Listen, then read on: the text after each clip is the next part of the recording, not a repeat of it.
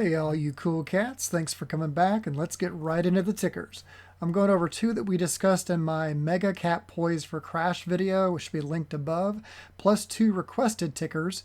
Full disclosure, my charts are fully loaded, so if you're not sure what you're looking at, make sure to watch the video right before this where I go over every single indicator, what it represents, and how we use it. So right now we're looking at Amazon. This is on the 2-hour chart. You know, I pointed this out in a previous video. We have this wedge pattern that's forming here. This is the pattern target. The pattern target for this breakdown is about 193. And we can see we begin to break below that. We broke below this support line, started to come down. We touched the 50-period moving average on the 2-hour time frame. And obviously, you know, rejected off of that. The bulls were like, nope, we ain't going below that. We're going to pop back up. And so this is what's going on right now. I'm going to switch down to the 15-minute time frame so we can kind of get a bigger picture. And you can kind of see what happened today. We formed almost like an inverse head and shoulders. So I could actually see this coming back up a little bit. We might even see this retest the lower support line of this, which hopefully will now act as resistance. Don't forget the support line that I pointed out in my previous video, which is right here. If price does come down to there, you know, I'd be very careful holding puts if price approaches that support. Now we're going to switch over to SLV for silver. So we can see this rising wedge pattern that I pointed out in this last video. The pattern target has not been met yet. We can see the price came down, got close to completing that pattern target, but couldn't do it. And it's probably because of this support line of this much bigger ascending channel. Again, pointed out in a previous video. You got to zoom out pretty far to even see it, but these orange lines represent that channel. Now, because that pattern target still has not been met, we could actually see price come back up, possibly retest this now resistance line, should act as a resistance, and then come back down again and could present a good buying opportunity for anybody who's wanting to go long silver. You got to keep in mind, commodities and metals have an inverse relationship with the dollar. So once Dixie started breaking out, like I pointed out in my previous video, all bets were off for the shinies. Let's switch over to another one that has been requested. And this is actually, it's been on my radar for a while. I actually wanted to do a video beforehand, but never really got the chance. Check this out. And I'm actually going to switch over to an indicator that I haven't covered yet, but was very, very useful for this. This is the TTM squeeze indicator. We were consolidating for such a long time here, and this bullish divergence just kept on building. You know, we were squeezing for weeks. Each one of these candles represents a whole day's worth of price action. And then we finally broke out aggressively on volume.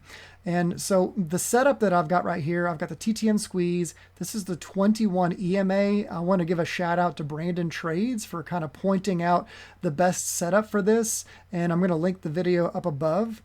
But, you know, obviously there's going to be pullbacks, but price could continue higher. It's basically already filled this daily gap here. And the real question is, can it fill this daily gap? Now I'm going to switch over to the Bollinger Bands and the Keltner channels, which is it's what the TTM squeeze is actually representing. So if you're interested in possibly me making a video explaining what the TTM squeeze is, how it's related to the Bollinger Bands and the Keltner channels, just let me know, leave a comment in the description down below. I'll switch to the 2-hour and switch over to my normal indicators. Look how far above support we are right now. Price could just keep going up, up, up. That happens. But a likely spot for this to come back to and test would probably be around the $33 mark. If we switch to the 4-hour, you can see we're still above this as well. We might even come back down. Well, again, it's about the $33 mark. All right, we are going to switch over to Tesla now. Tesla is another one that was requested. Tesla is actually one that I've been following for a long time. And you can see this upper resistance line, lower support line, was forming a symmetrical triangle. The pattern target for that triangle was way down here around like 97. But what seems to have happened, and this really could just be a false breakout on like a monthly time frame, is price came down here It bottomed out around 139. And now if we were to drag this pattern target up here from this basing area, it's now potentially targeting like 367 a share, which is just amazing. And believe it or not, pattern targets tend to move from wherever they break out from. So let's switch over to the daily and let's see, look how far above the cloud we are right now. You know, we hit this this resistance line here. We rejected kinda, not too hard there. We still ended the day green, but price technically could actually come down all the way to about 217.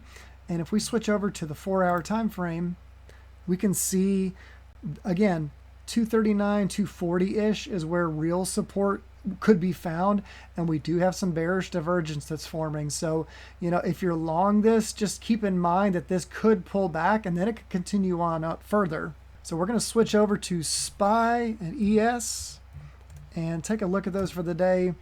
Obviously, we had a very bullish day. SPY is still within this yellow ascending channel. So, you know, until it breaks down out of that, it's still bullish. And if we switch over to ES, we can see the same thing. Price is respecting this channel. We came up here, hit this upper resistance. It bounced off. Now, kind of makes me wonder what's going on. But, you know, price is going up again, being very, very bullish. So until price breaks out of this ascending channel, we are very bullish right now. And ultimately, I think everything comes down to what Jay Powell has to say tomorrow at 10 a.m. If the Dixie keeps pumping like this pattern predicts, the markets are probably going to see red. But fundamental catalysts like Jay Powell, they trump technical patterns. And with everything that's going on with the bullishness of this candle in after hours, kind of makes me wonder if some information was leaked. And then we've also got this pattern on the VIX. Don't forget about this. This wedge pattern that's coming, that, you know, we came down into this very strong support level. We broke out above that resistance. We're kind of just hovering there. If this breaks out, and the pattern is kind of, it's signaling that this could break out either tomorrow or possibly Wednesday. But tomorrow is probably going to be the big catalyst. But we do have some other economic data that's coming out. As always, make sure to leave a comment below with the ticker of your choice and hit that subscribe button and tap that notification bell so you won't miss the analysis in the next video. Right now, we're a small channel and community, but once that changes, I'm only going to be able to perform TA on up to 3 tickers at a time. You'll want to make sure you're subscribed now so you can say, I was here first. And here is today's trading rule to live by.